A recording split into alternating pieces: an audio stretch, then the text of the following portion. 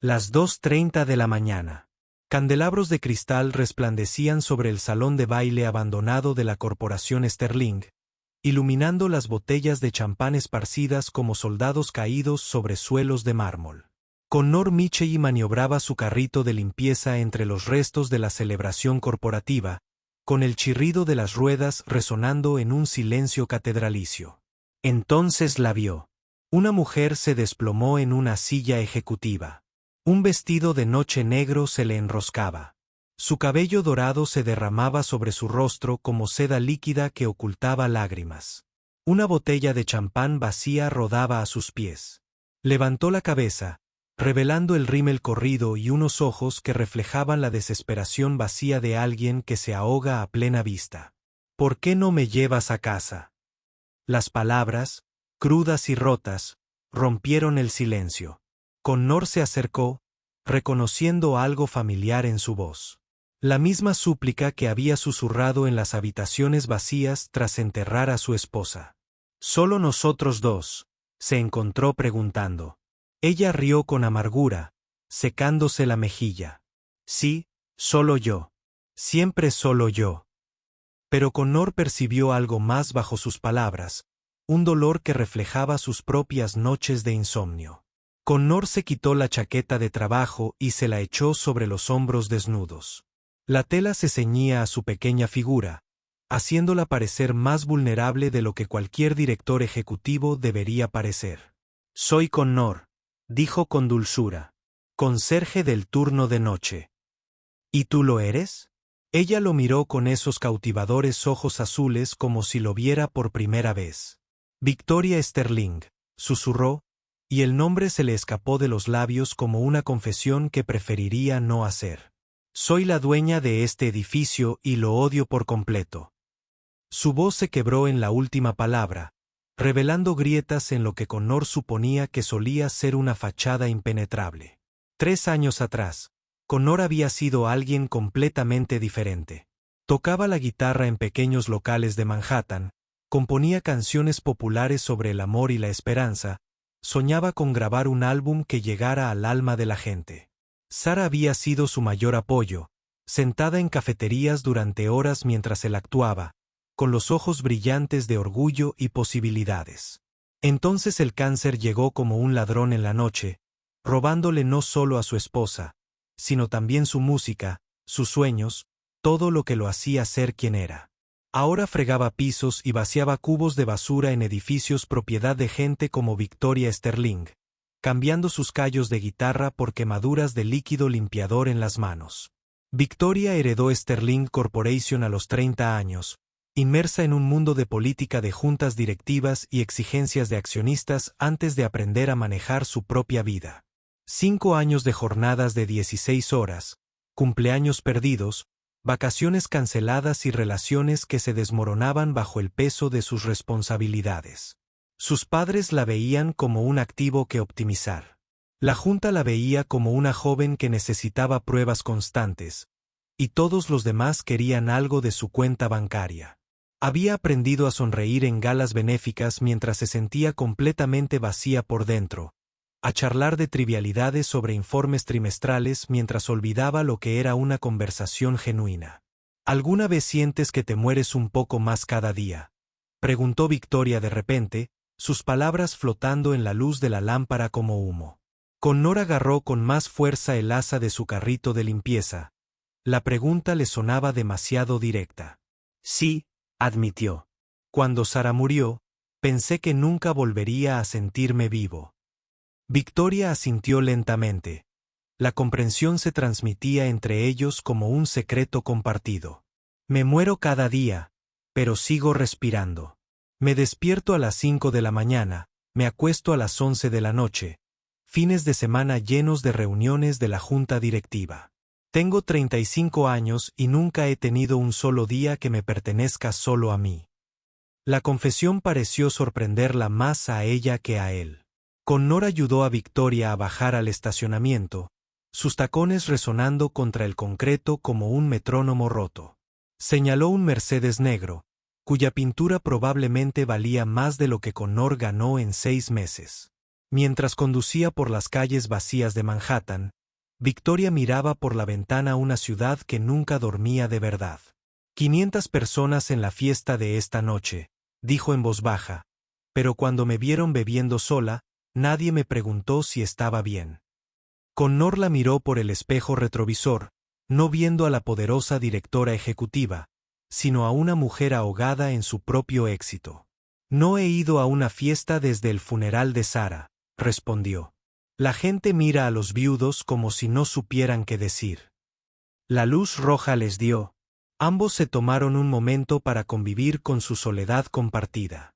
Una semana después, Connor estaba limpiando el piso 39 cuando vio a Victoria en la máquina de café del pasillo a las 2 de la madrugada. Ella pulsaba los botones repetidamente, pero la máquina mostraba un mensaje de error en letras rojas. Déjame ayudarte, ofreció Connor, apareciendo a su lado como un fantasma con ropa de trabajo. Tocó la máquina en un punto específico y el café empezó a fluir hacia su taza. ¿Sigues trabajando tan tarde?, preguntó Victoria, con genuina sorpresa en la voz. El turno de noche es de 11 a 7, explicó Connor. ¿Y tú? ¿No deberían los directores ejecutivos estar durmiendo ya en pijamas de seda? Victoria casi sonrió al oír eso. No puedo dormir. Cada vez que cierro los ojos, veo hojas de cálculo y márgenes de beneficio.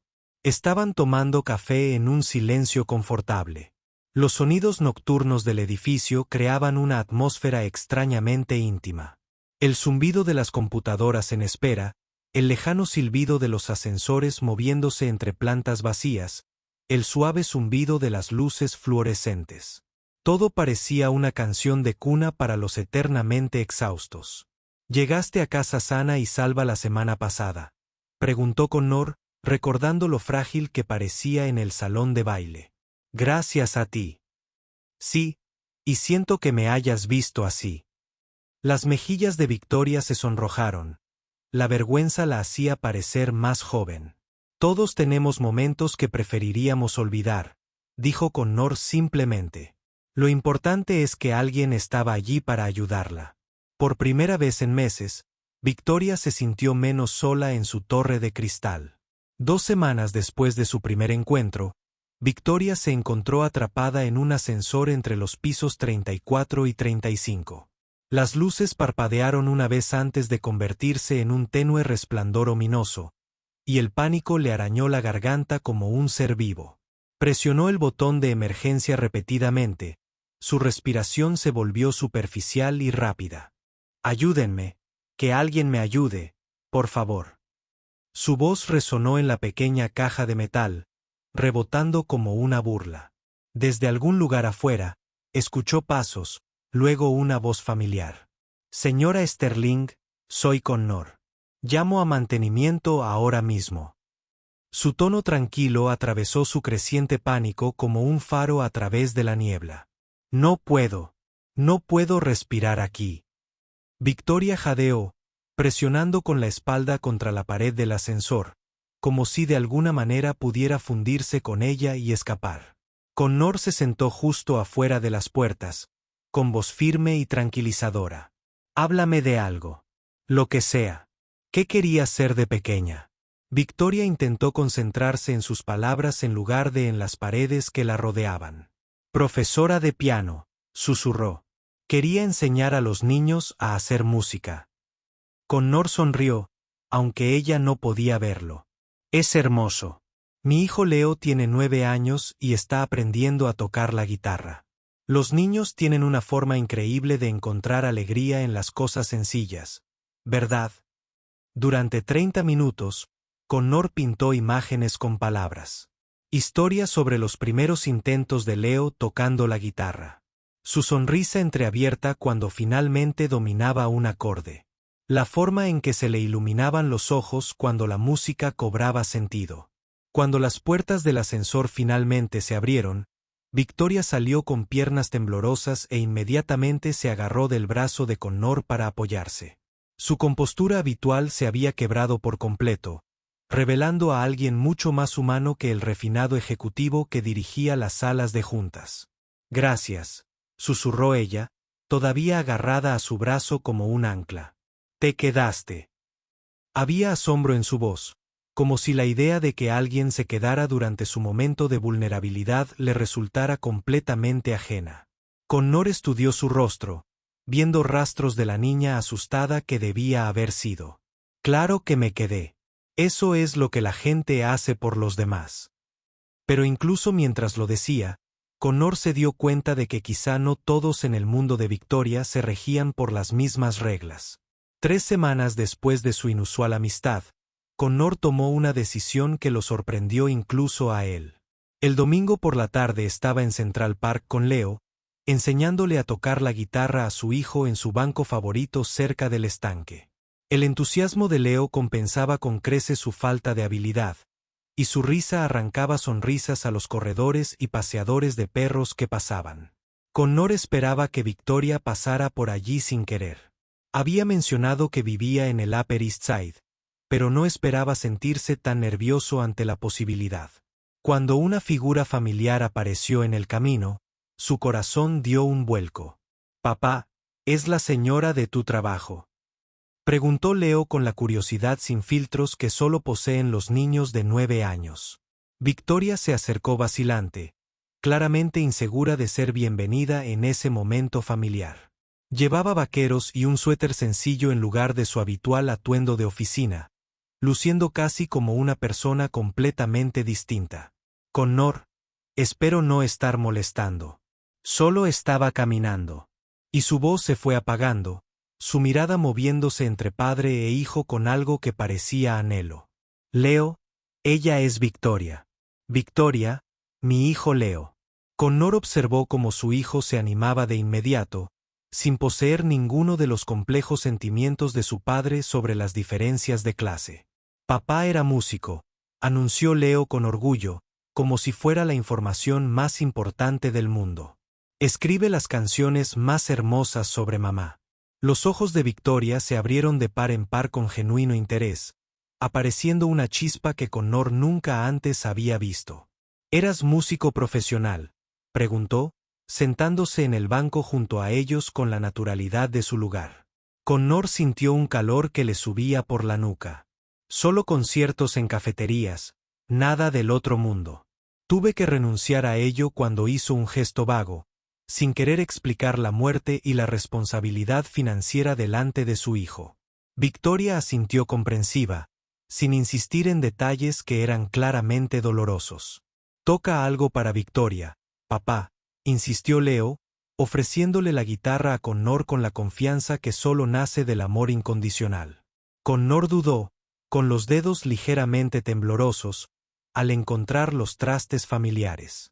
Hacía meses que no tocaba para nadie más que para Leo, y mucho menos para alguien cuya opinión pudiera importarle. La melodía que surgió era suave y melancólica, una canción que había escrito sobre Sara durante sus últimas semanas, sobre amar tanto a alguien que te cambiarías por él sin dudarlo. Victoria escuchó con lágrimas en los ojos, comprendiendo sin palabras que estaba oyendo algo sagrado. Cuando se apagó la última nota, Leo aplaudió con entusiasmo, mientras Victoria permanecía sentada en respetuoso silencio. «Eso fue extraordinario», susurró finalmente. «Tú lo escribiste». Connor asintió, repentinamente cohibido por la guitarra desgastada y la sencilla melodía. «Para mi esposa, sobre cómo se siente amar a alguien más que a tu propia vida». Victoria se quedó sin aliento. La emoción cruzó su rostro como sombras. «Nunca, nadie me ha amado así», admitió tan bajo que Connor casi no la percibió. La confesión quedó suspendida entre ellos, cargada con años de soledad y aislamiento corporativo. Mientras Leo corría a perseguir palomas, Connor y Victoria se encontraron solos en el banco, el sol de la tarde proyectando largas sombras sobre el parque.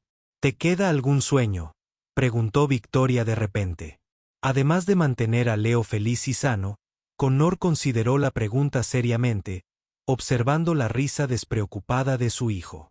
«Solía soñar con grabar un álbum». «Una tontería, la verdad». Victoria negó con la cabeza con firmeza.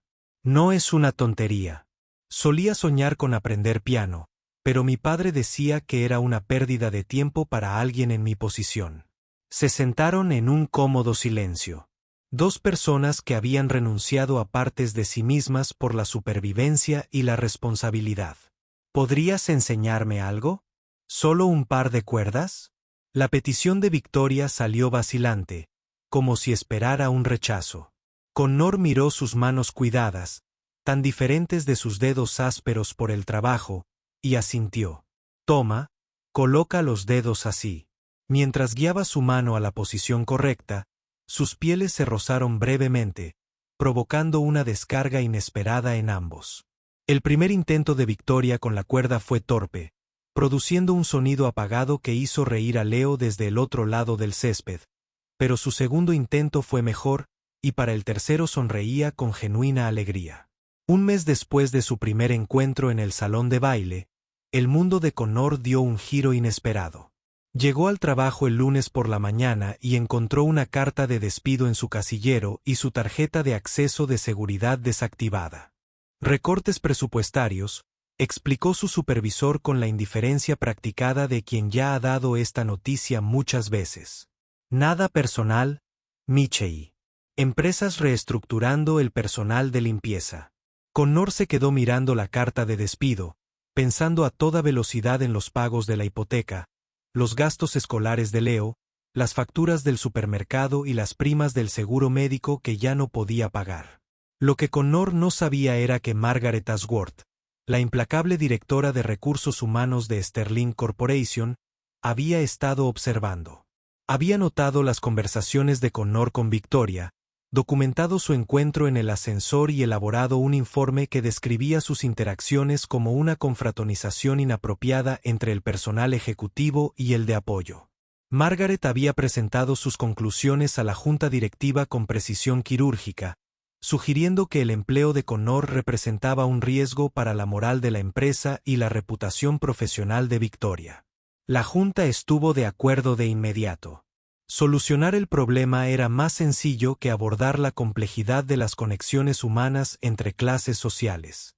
Esa misma tarde, Connor decidió contarle a Victoria en persona sobre su despido.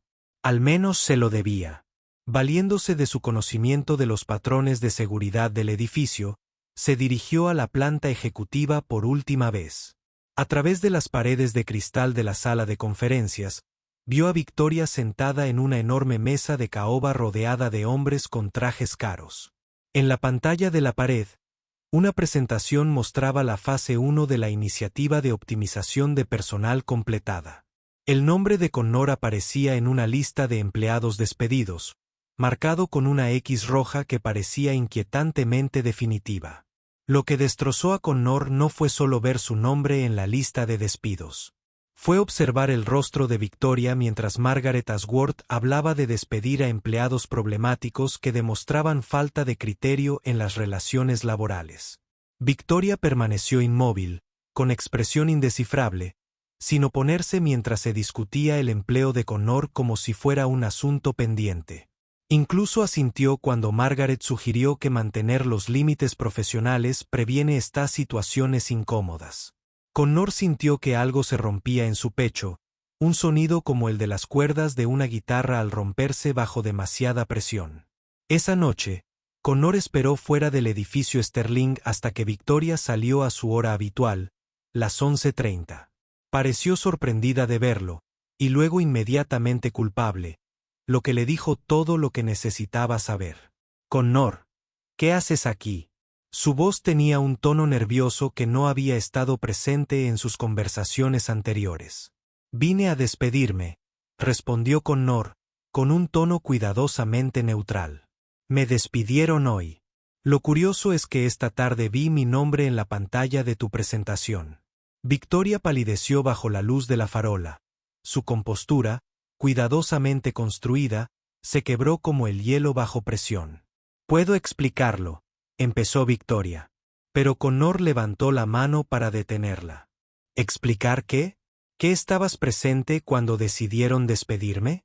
¿Qué te sentaste allí mientras me llamaban empleado problemático?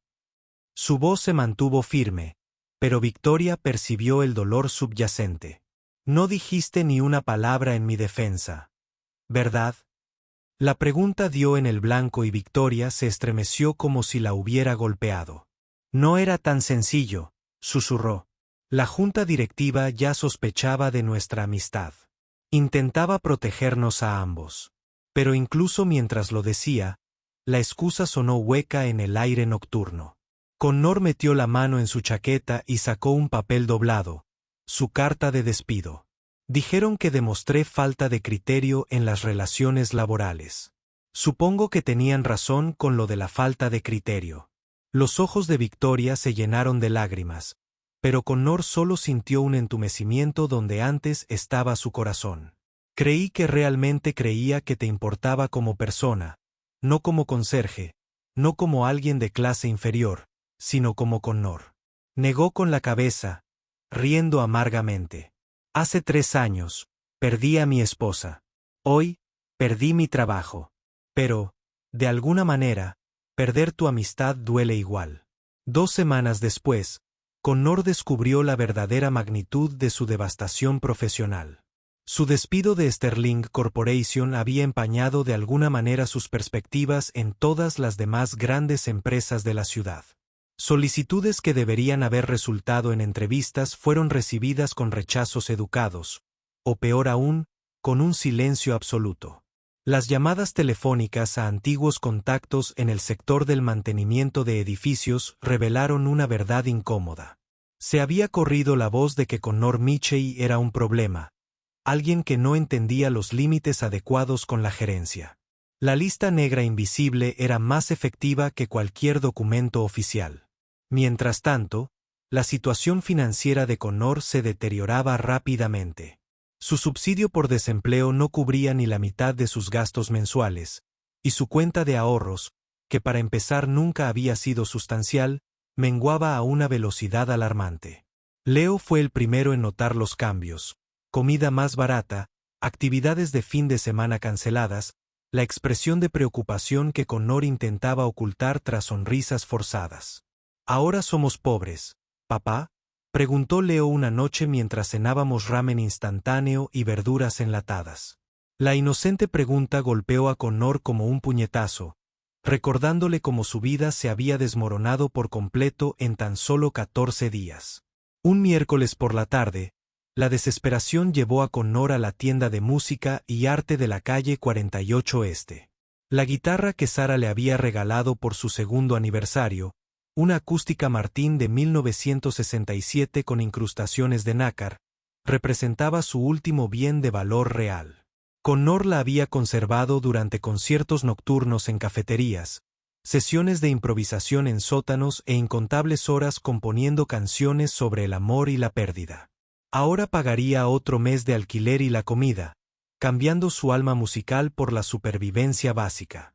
Se quedó de pie fuera de la tienda durante 20 minutos, reuniendo el coraje para entrar y renunciar a su pasado.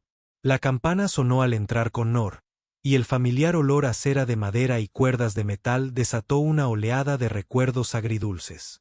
Estaba examinando su guitarra por última vez cuando oyó una voz que le heló la sangre. «Connor, ¿qué haces aquí?». Victoria Sterling estaba de pie cerca de la sección de guitarra clásica, vestida con ropa informal que probablemente costaba más que el salario mensual de Connor. Su rostro mostraba una genuina sorpresa, seguida inmediatamente por algo que parecía culpa o vergüenza. Por un instante, ninguno de los dos se movió. El peso de su historia compartida llenaba el espacio entre ellos como humo. «Vendo mi guitarra», respondió Connor con sequedad, sin molestarse en suavizar la aspereza de su voz. «Resulta que el paro no paga lo suficiente para pagar el alquiler y la comida». La mirada de Victoria se dirigió al Martín que tenía en las manos, comprendiendo al instante lo que significaba este sacrificio para él. «Connor, puedo ayudarte. Déjame». Pero la interrumpió con una risa sin humor. «Una ayuda como la que me ayudaste a conservar mi trabajo». Las palabras dieron en el blanco y Victoria retrocedió como si la hubiera abofeteado. «No es justo. No entiendes mi situación». El dueño de la tienda, reconociendo a Victoria por las fotos del periódico, Se acercó con la clase de atención obsequiosa reservada para los clientes extremadamente ricos. Señora Sterling, qué honor. Está aquí para nuestra colecta benéfica de instrumentos. Victoria se sonrojó profundamente, pero no corrigió la suposición. Connor sintió que se le rompía el corazón. Por supuesto, murmuró Victoria. Para niños desfavorecidos. La mentira casual, dicha con tanta naturalidad, confirmó todo lo que Connor sospechaba sobre su relación. Había sido un caso benéfico desde el principio, un proyecto para que Victoria se sintiera mejor con su privilegiada existencia. El momento perfecto. Entonces, Connor dijo, con voz sepulcral, puedes comprar mi guitarra para tu colecta benéfica. Ayuda a otra persona desfavorecida. Colocó la Martín en el mostrador, entre ellos, como prueba en un juicio. Esto es lo que pasa cuando los directores ejecutivos juegan con la vida de los trabajadores. Perdemos todo lo que nos importa. Victoria extendió la mano hacia la guitarra, pero se detuvo, con la mano suspendida a centímetros de la madera pulida. Connor, por favor, déjame explicarte lo que realmente pasó. Pero Connor ya se dirigía a la puerta, dejando atrás no solo su instrumento, sino cualquier ilusión que le quedara de que su conexión había sido real. Afuera de la tienda de música, Victoria alcanzó a Connor en un semáforo en rojo. Tienes que escucharme, suplicó, agarrándolo del brazo. La junta directiva descubrió nuestra amistad y amenazó con destituirme como directora ejecutiva si no demostraba mi capacidad para tomar decisiones objetivas sobre el personal. Connor se apartó de su mano, con el rostro convertido en una máscara de ira contenida.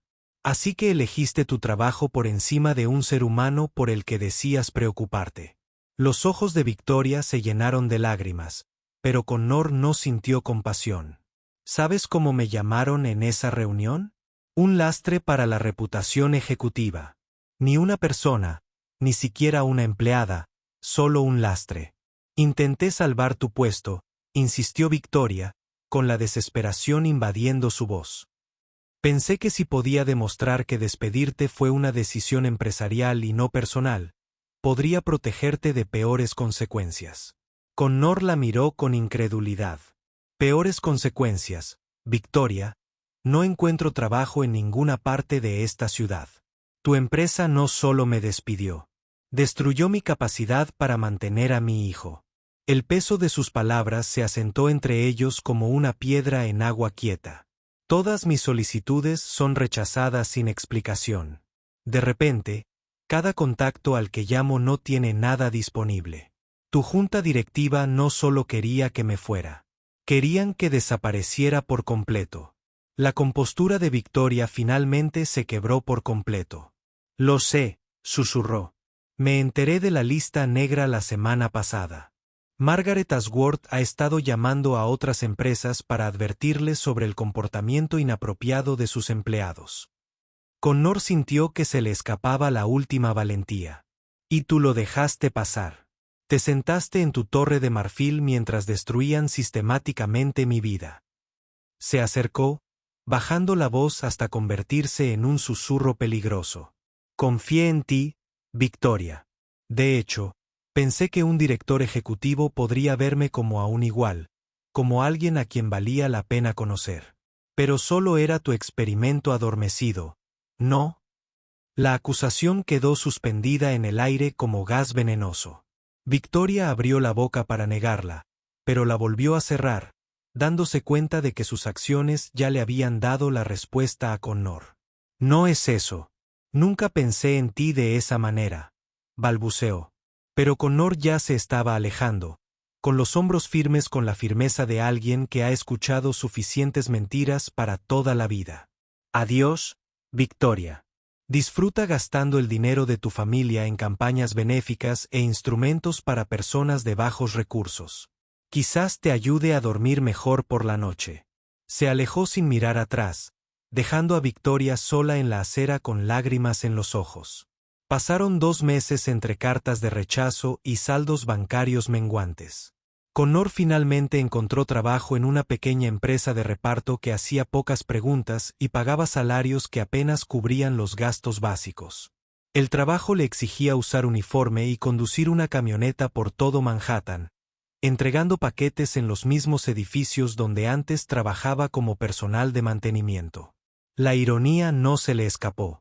Seguía sirviendo a los ricos, solo que desde una perspectiva diferente.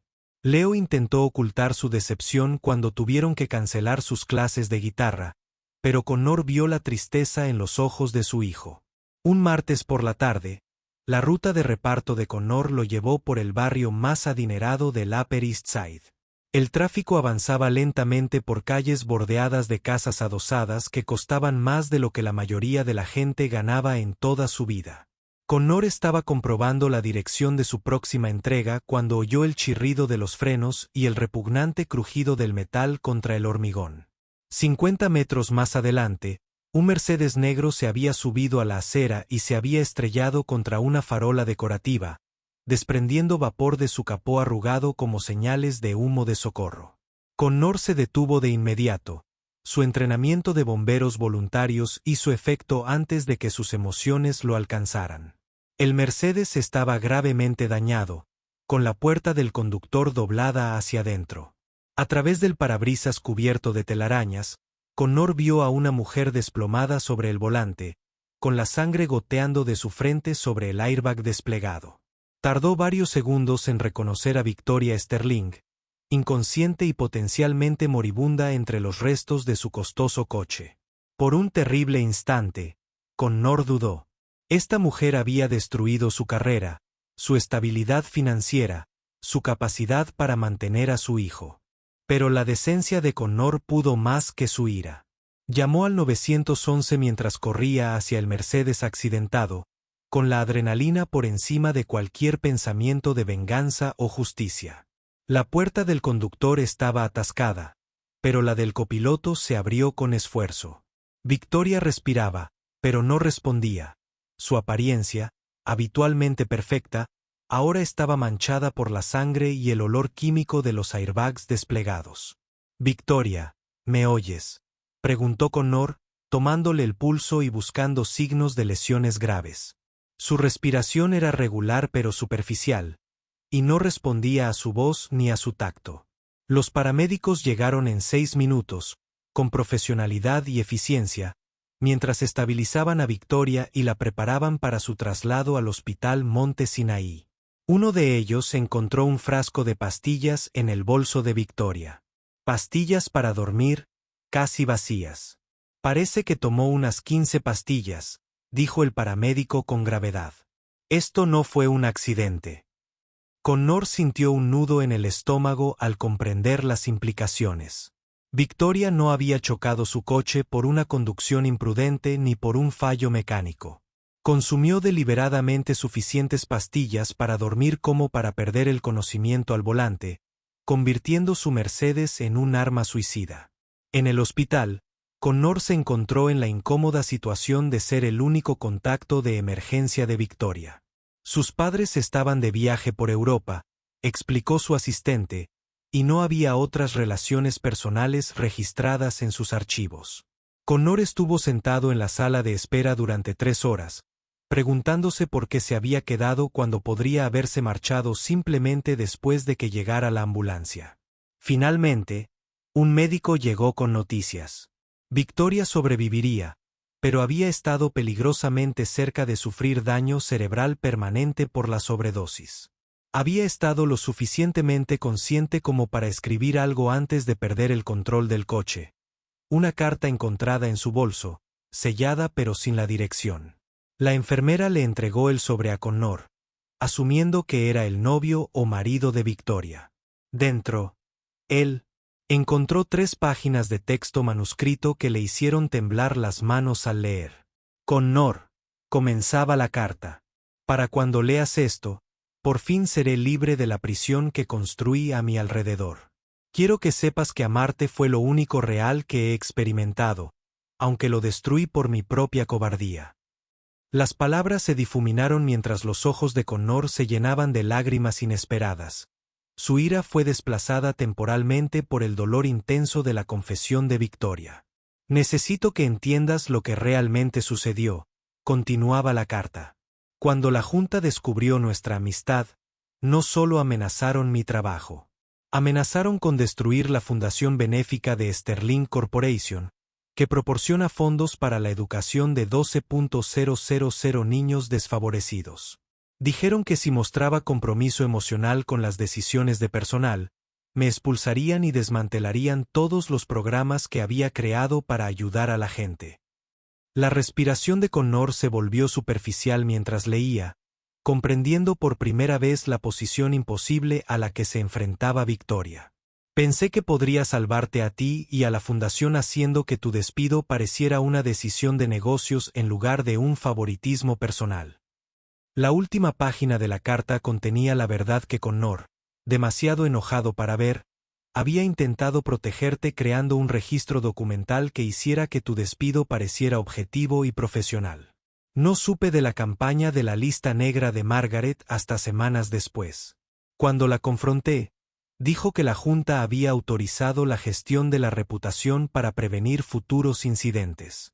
Para entonces, el daño ya estaba hecho, y me di cuenta de que todo lo que había intentado hacer para salvarte solo había empeorado las cosas.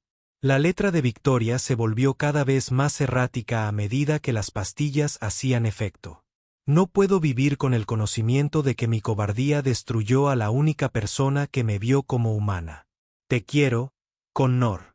Siento no haber sido lo suficientemente valiente para luchar por nosotros.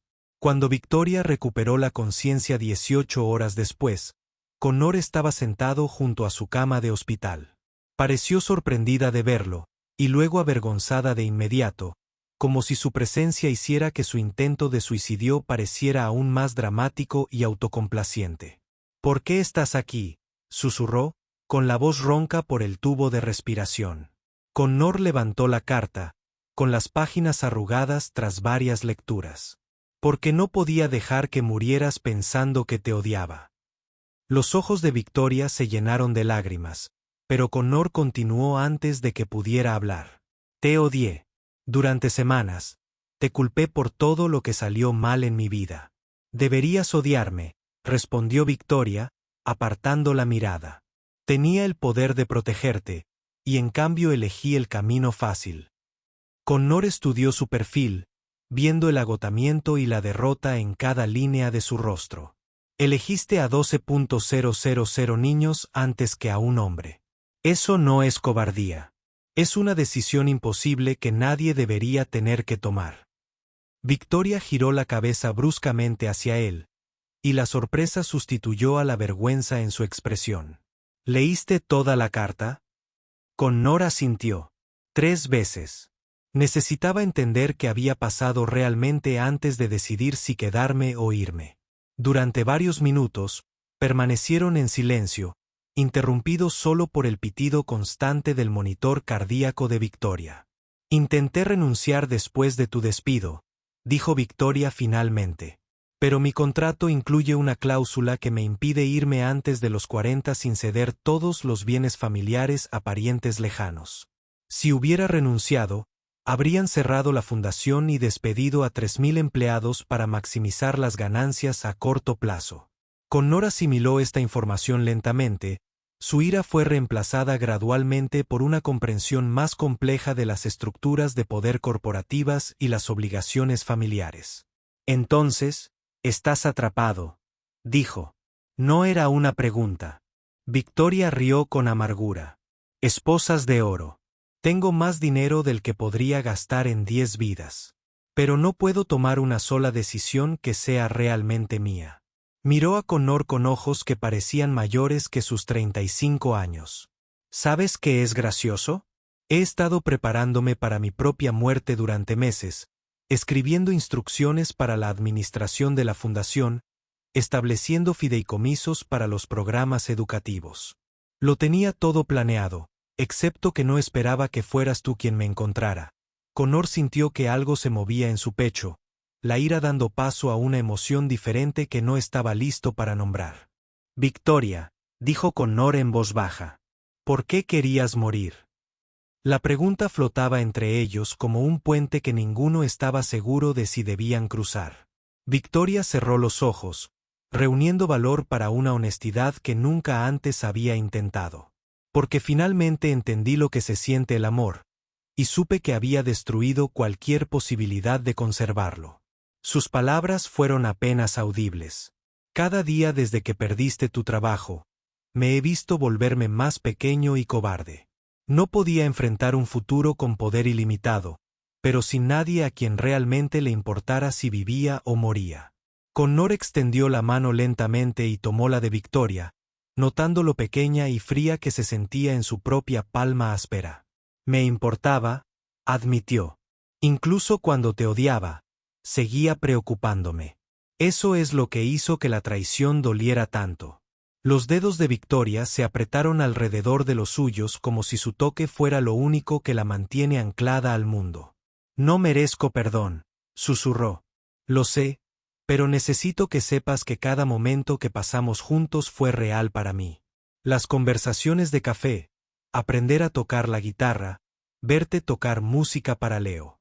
Esos fueron los únicos momentos en que me sentí yo mismo en lugar de ser solo un logotipo corporativo.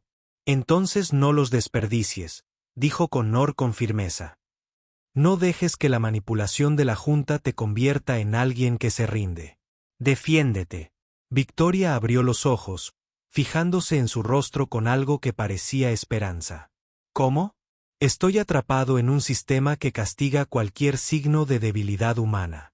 Connor le apretó la mano, sorprendido por su propia determinación. Entonces cambiamos el sistema. Juntos. La palabra juntos pareció sobresaltarlos a ambos, insinuando un futuro que ninguno se había atrevido a imaginar. Pero mientras se miraban en la estéril habitación del hospital, algo nuevo comenzó a gestarse entre ellos. No la ingenua amistad de sus anteriores encuentros, sino algo más fuerte y honesto. 6 meses después, Connor estaba sentado en su lugar habitual en el banco de Central Park, viendo a Leo perseguir palomas con el mismo entusiasmo que había mostrado antes de que su mundo se derrumbara. La guitarra en manos de Connor era la misma Martín que casi había vendido, de vuelta gracias a una donación benéfica que había aparecido en su buzón sin explicación. Había vuelto a tocar en cafeterías, pequeños conciertos que le reportaban ingresos modestos, pero que, sobre todo, le recordaban quién era bajo el uniforme y la mentalidad de supervivencia que lo había consumido durante meses. Una figura familiar se acercaba por el sendero, moviéndose con menos confianza que la Victoria Sterling, quien una vez dirigió salas de juntas y eventos benéficos. Llevaba una pequeña bolsa de lona y vestía vaqueros que parecían haber sido usados antes. Su cabello suelto y natural, en lugar de un peinado impecable. Connor no levantó la vista de su guitarra, pero se movió ligeramente en el banco, cediendo espacio para que ella se sentara si así lo deseaba. El gesto fue sutil pero inconfundible, una invitación sin presión, un reconocimiento de su presencia sin necesidad de explicaciones. Victoria se sentó con cuidado, dejando espacio entre ellos, pero lo suficientemente cerca como para que Connor pudiera oler su champú. Algo sencillo y floral que no se parecía en nada a los perfumes caros que había usado en sus encuentros anteriores. De su bolso, sacó un cuaderno lleno de partituras manuscritas, páginas cubiertas de progresiones de acordes y letras que evidenciaban una extensa revisión y refinamiento. He estado escribiendo, dijo simplemente, sin mirar a Connor, sino hablando al aire entre ellos. Canciones, en su mayoría terribles sobre cometer errores y encontrar el coraje que no sabías que tenías. Leo vio a Victoria y corrió hacia ella con alegría despreocupada, con el rostro iluminado como si fuera su tía favorita que regresaba de un largo viaje. Victoria, ¿oíste tocar a papá? Ha estado practicando canciones nuevas todos los días. El entusiasmo del chico era contagioso, y Victoria sonrió. No la expresión pulida de director ejecutivo que Connor recordaba, sino algo genuino y sin reservas. Sí lo oí. Suena maravilloso. Miró a Connor por primera vez desde su llegada. Mejor que antes, de hecho. Hay algo diferente en la música. Connor asintió lentamente, comprendiendo a qué se refería. El dolor había cambiado su composición, añadiéndole una profundidad y una complejidad que el éxito y la felicidad por sí solos no podían proporcionar. «Tengo algo para ti», dijo Victoria, sacando una partitura de su cuaderno. «No es muy buena, y probablemente me equivoqué con las progresiones de acordes», pero le entregó a Connor una canción titulada The Space Between Us, escrita con una caligrafía cuidadosa que demostraba la paciencia de quien aprende un idioma completamente nuevo. Connor estudió las notas y la letra, reconociendo la historia de Victoria entretejida en versos sobre torres de cristal y prisiones de oro, sobre aprender que el amor exige arriesgar todo lo que creías que te protegía. «Esto es hermoso», dijo en voz baja. «Y las progresiones de acordes son bastante sofisticadas». Victoria se sonrojó de placer ante el cumplido, aparentando menos de sus 35 años. «He estado tomando clases. Resulta que hay profesores que hacen visitas a domicilio a estudiantes que no pueden abandonar sus circunstancias». Connor comprendió el lenguaje codificado. Victoria seguía atrapada en sus obligaciones corporativas, atada a contratos y expectativas familiares que le impedían vivir con libertad. Pero encontraba pequeñas rebeliones, creando momentos de autenticidad dentro de las limitaciones de la vida que le había tocado vivir. No era la huida dramática que prometían las películas, sino un progreso medido en pasos cuidadosos en lugar de grandes gestos. «¿Lo harías tú?». Connor dudó, pero luego decidió confiar en la frágil pieza que habían construido. «¿Te gustaría tocarla juntos? ¿Tu canción?». Los ojos de Victoria se abrieron de sorpresa y con algo que parecía excitación nerviosa. «Todavía no soy lo suficientemente bueno. Probablemente me equivoque con el tiempo». Connor sonrió, la primera expresión completamente natural que le había dado desde el hospital. «Todos se equivocan con el tiempo al principio. Así es como aprendes a encontrar el ritmo que te funciona en lugar de intentar seguir el ritmo de alguien más». Pasaron la siguiente hora trabajando en la canción de Victoria. Connor tocando la melodía principal mientras Victoria intentaba las progresiones de acordes más simples que había escrito para sí misma. Tenía razón sobre equivocarse con el tiempo, pero Connor fue paciente, contando los tiempos en voz alta y ajustando su propia interpretación para adaptarse al ritmo de aprendizaje de ella. Leo proporcionó una percusión entusiasta, aunque no del todo precisa, aplaudiendo, su alegría tan contagiosa que hizo reír a ambos adultos cuando los dedos de Victoria fallaron particularmente en un cambio de acorde. Al caer la tarde, Victoria guardó su cuaderno con la atención de quien ha aprendido a apreciar las pequeñas cosas. «Tengo que irme», dijo, pero sin la urgencia que siempre había marcado sus salidas durante su anterior amistad. Reunión de bardos a las 7. Estamos hablando de la expansión de la fundación educativa. Connor asintió, comprendiendo que sus obligaciones no habían desaparecido, sino que estaba encontrando maneras de usar su puesto para fines que le parecían significativos, no solo lucrativos. «Victoria», dijo Connor mientras se levantaba para irse. Se giró, con las cejas arqueadas en un gesto interrogativo. «A la misma hora la semana que viene, si quieres seguir trabajando en la canción». La invitación fue informal, pero contundente. Ambos la reconocieron. La sonrisa de Victoria era suave y genuina. «Me gustaría si estás segura de que no te importa dar clase a un alumno muy lento». Connor miró a Leo, que seguía persiguiendo palomas con un optimismo infinito. Luego volvió a mirar a Victoria. «Todos merecen la oportunidad de hacer música», dijo, «especialmente quienes nunca han tenido la oportunidad de intentarlo». Victoria se alejó bajo la dorada luz de la tarde, con pasos más ligeros que en meses. Connor la vio irse y luego bajó la vista hacia la canción que había escrito. La letra hablaba de distancias inconmensurables, de aprender a construir puentes a través de diferencias que parecían imposibles de salvar. No era una canción de amor en el sentido tradicional, pero era algo quizás más valioso, una canción sobre dos personas que aprenden a verse con claridad a pesar de las barreras que las circunstancias habían construido entre ellos. Mientras Connor tocaba la melodía de Victoria una vez más, Leo se sentó a su lado en el banco, apoyando la cabeza en el hombro de su padre con el cariño casual que hacía que todo lo demás valiera la pena. «Papá, ¿te gusta Victoria?», preguntó el niño con su característica franqueza. Connor consideró la pregunta seriamente, observando el lugar donde Victoria había desaparecido tras una curva del camino. «Creo que estoy aprendiendo», respondió con sinceridad. «A veces, las mejores cosas requieren tiempo para comprenderse bien». La música se extendió por el parque al caer la noche. Una melodía sencilla que hablaba de segundas oportunidades y del coraje necesario para permanecer abierto a lo posible incluso después de experimentar una profunda decepción. No era una canción perfecta, y no cambiaría el mundo, pero era honesta de una manera que se sentía inusual y valiosa. Connor tocó hasta que se apagó la última luz, luego empacó su guitarra y caminó a casa con Leo, llevando la música de Victoria y la silenciosa esperanza de que algunos puentes, una vez construidos, podrían soportar el peso de dos personas lo suficientemente valientes como para encontrarse en el medio. A lo lejos, el edificio de Sterling Corporation se alzaba hacia el cielo de Manhattan como un monumento al poder y la ambición. Pero en algún lugar dentro de sus paredes de cristal y acero, una mujer estaba sentada escribiendo canciones sobre encontrar su voz. Y por primera vez en su vida adulta, el edificio se sintió menos como una prisión y más como un lugar donde estaba aprendiendo a ser.